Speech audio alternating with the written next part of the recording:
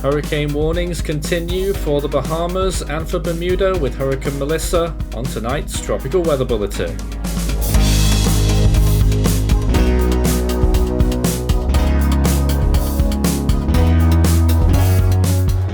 And now the latest around the wide world of tropics. Tropical Weather Bulletin for October 30th. Here's the view of the world right now. Hurricane Melissa has weakened even further, which is a little bit of good news there. Category 1 status of 90 mile per hour winds, although Recon are investigating the storm and it has looked a little bit better on satellite imagery. They're certainly expecting re-intensification back to Category 2 status on its way to Bermuda, so keep watching out for Melissa as it's headed towards that way. Hurricane warning in effect still for the southeastern and central Bahamas and now for Bermuda because it will be screaming up there quite quickly towards the northeast over the next couple of days. I believe it's as soon as tomorrow night that the effects may be felt over there in Bermuda. In the eastern Pacific, Sonia is still visible as a remnant low, but really enough said about that. There is hardly anything left of it, but it is still viewable over there in the eastern Pacific moving out. In the Western Pacific, chances continue to increase for this area of interest, now a 60% chance of development as it ends up developing possibly through the Philippine Sea towards the Philippine Islands, and it could be a significant typhoon. We're going to watch that one for the next 7 days. In the North Indian Ocean, we've added another area of interest now. Mantha is still a depression, now well inland, moving over India. The other area of interest still with a half chance of development right now, offshore, trying its best but running out of time. And that third system could develop later on into early next week as a tropical storm off Myanmar.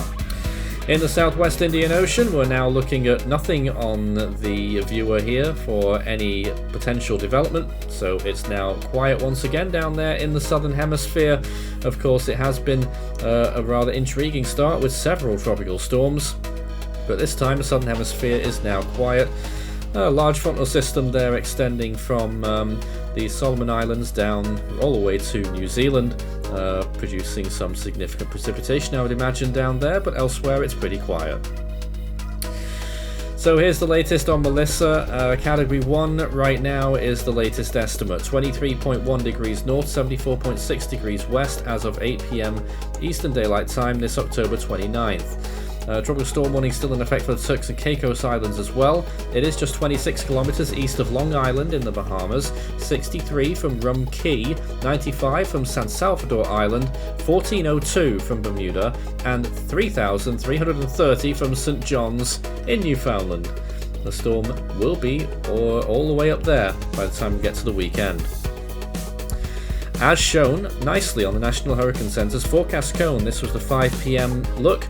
The storm now eventually will be getting away from the Bahamas. It's away from Cuba now, and of course Bermuda will be next there. We're looking at Thursday night is the expectation there.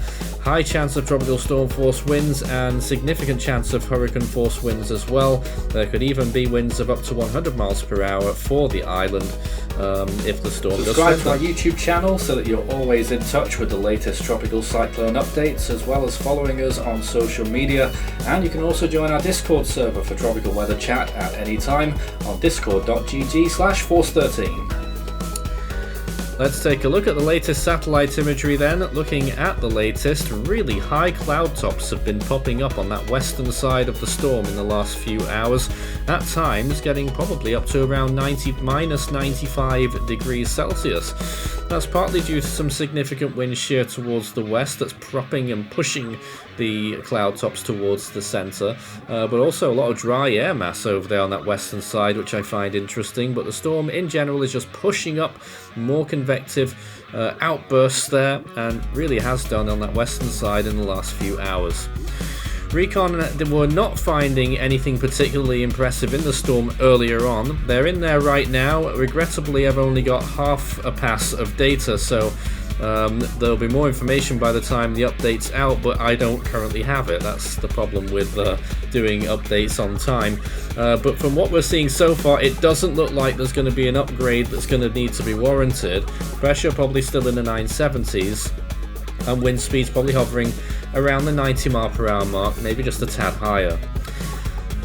This is what's left of Cyclone Mantha, which is moving inland, and we adjudge it to still be a tropical depression at this point. The circulation still looks good, and I think the convective pattern is still passable as it continues inland. Now looks like it may be moving westerly over northeastern central India, and may continue in that motion for a little while longer until it dissipates completely. It won't be long now. It's already starting to come apart a lot more there, and I think it will lose depression status in the very near future, a matter of hours.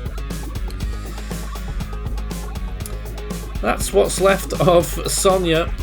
It would be a pretty limp way for the Eastern Pacific hurricane season to go out, but that might well end up being that for the Eastern Pacific. Sometimes you do get late season storms, but they're relatively rare, and at this time of year it could be time to signal the end for the Eastern Pacific, but we'll see. Maybe more still yet to come.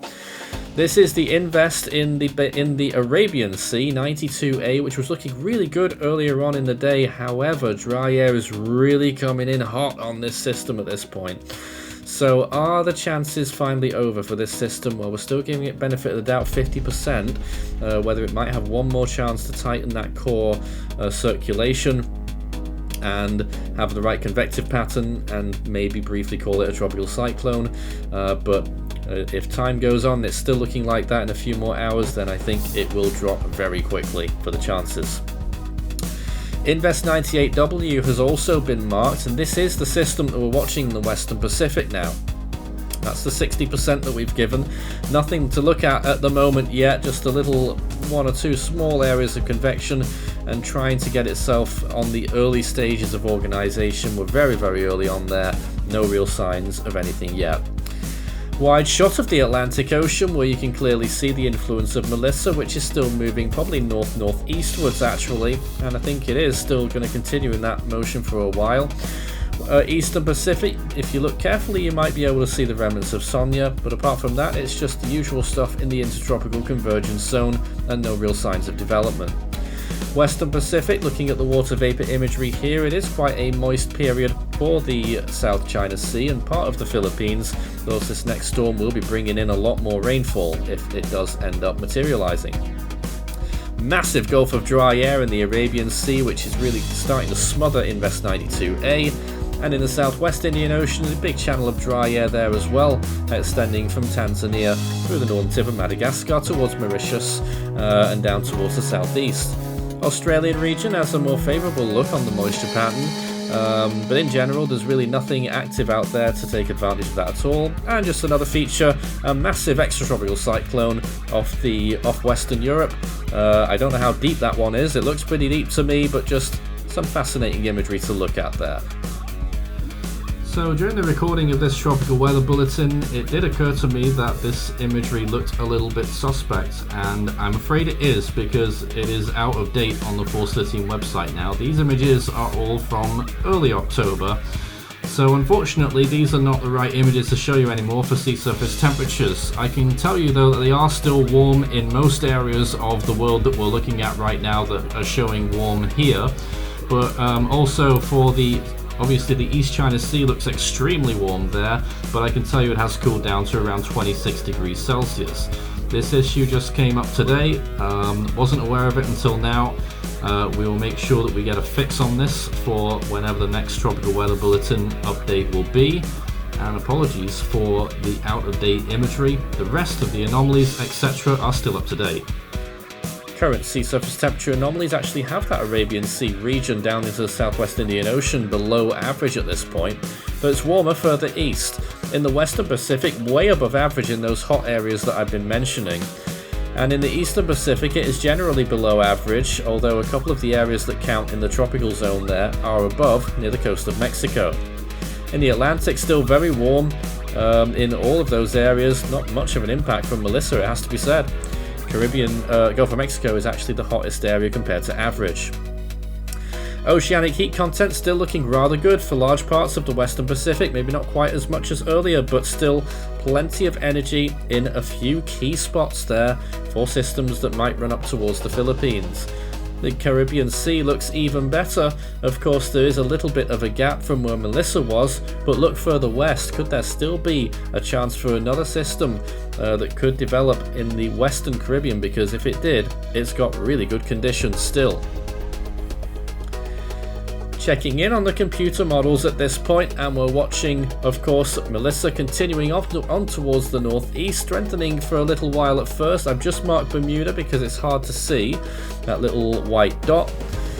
Watch again as the storm pushes through, strengthening possibly here at first, then starting to weaken again. Hurricane force winds go on to affect Bermuda, maybe even 100-mile-per-hour wind category 2, and then it merges with an enormous extratropical cyclone near Newfoundland, and on it goes over the North Atlantic. Here's the Western Pacific system. You'll start to see it pop up on the radar there, and it's passing just north of Yap and continuing on towards the west. And it's quite a small structure system, ones that we worry about for potential for rapid development.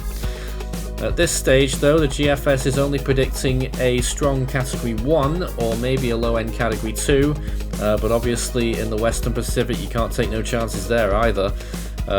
Just heading straight for Tacloban there on that run.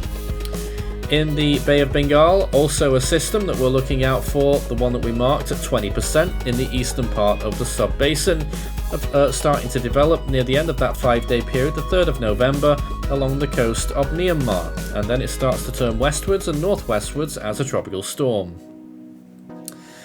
Just happens right at the very end of that run there. Nothing happens leading up to that. It was so quiet, and there it is, that tropical storm starting to turn westwards. Rainfall expectations for the next 7 days in this whole Asia Pacific region. Let's take a look. First of all, in Gujarat, India, possibly getting up to 300 or more millimeters, and that would be from that area of interest, 92A. The Andaman Islands could possibly receive 22 inches of rain. That's over 500 millimeters, potentially from that system out towards the east. Vietnam, that's from monsoonal activity more than anything, 37 inches of rain for central and northern Vietnam. And for the Philippines, potentially getting up to 13 inches, over 300 millimeters, from that potential Pacific typhoon that we're watching out for next week. Into the longer range then, we're obviously looking out for that typhoon that weakens and then strengthens again a little bit more into the South China Sea, and off it goes towards Vietnam, making landfall. Of course, you'll have noticed that second typhoon forming there as well near the Mariana Islands, and maybe trying to get a third storm trying to develop towards the end of that run there. There's that second system east of Guam, passing north of Saipan, maybe through some of the uninhabited northern Mariana Islands, and then turning quickly towards the northeast as a weak to moderate typhoon. Again, in the moderate range, this is the Indian Ocean system, becoming fairly substantial, but a moderate tropical storm equivalent there, making landfall around the 6th or 7th of November on the Ganges River Delta.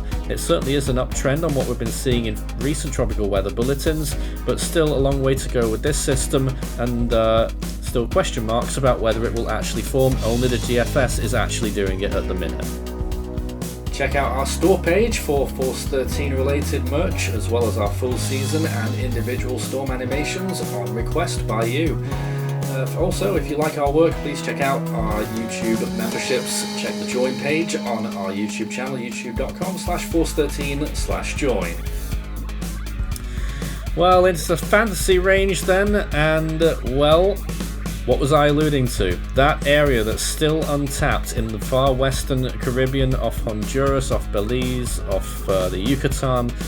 GFS has something developing there, and that is, what date are we on there? I think, is that towards the 14th of November, I think it is, so it is still an extraordinary amount of time out, but still a question mark as to what this thing might do. It's been hinting once or twice at this, but I wouldn't be worrying about this system at all just yet. That's why it's the fantasy range. And in the Western Pacific, could there be another system?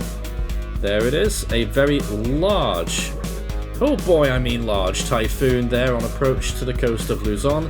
Tightens up quite nicely before it does make that landfall as a typhoon, and then continuing there and strengthening further after it gets its act together on the other side of Luzon in the South China Sea, heading towards Vietnam just to the south of Hainan. Once again, that one is very long range. That's 3 storms away if the GFS has its way, so let's just focus on the more upcoming scenarios. I was losing my vocabulary completely there. Back on this day, it was October 30th, 1961, where we saw another very powerful Caribbean storm. It was Hurricane Hattie, one of the Category 5s that many people may forget about at this point. Even in that year, it was overshadowed by other storms. But Hattie was a Category 5 that made landfall in Belize and caused severe damage, as you can see on this movie reel clip. Clara was also a tropical storm in the western Pacific, would be passing way to the northeast of the northern Mariana Islands, a little bit like that second typhoon that we're looking at on that GFS run. Back to today, the next name on the Atlantic storm naming list is Nestor. Will we get to it though? In the eastern Pacific it's Tico, and in the central Pacific it's Lala. Don't forget the central Pacific names don't roll over next year, but the others do. In the western Pacific, the next name is Kalmegi. In the North Indian Ocean, it's Senor. So far, we have received 89 storms around the world in 2025. Our automated stream is still running on Melissa at this point as well, if you want to check that out, and just pop in and say hello. In the Australian region, the next name is Fina. The Southwest Indian Ocean is Dudzai, and in the South Pacific, it's Ermil. We'll be back with another tropical weather bulletin. I'm not sure when actually, taking a little break here, but we'll have updates throughout the next few days.